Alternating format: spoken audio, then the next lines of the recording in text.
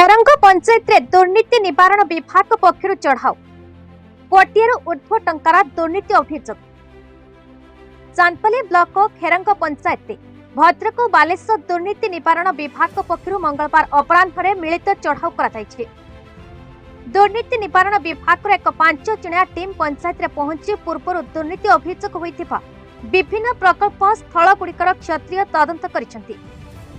प्रथमे पंचायत कार्यालय कागजपत्र तनखी करने पर प्रति ग्राम कार्यादेश उपरे तदंत करथिले।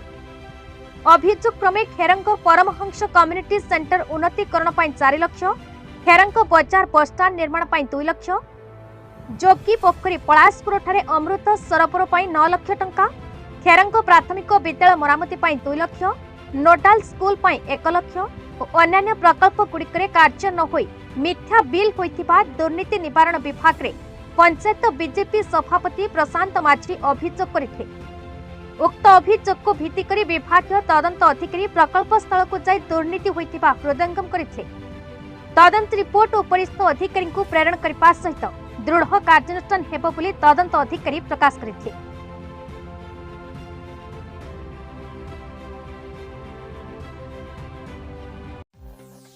चांदपल्ली किशन पात्रन की रिपोर्ट, भारत न्यूज।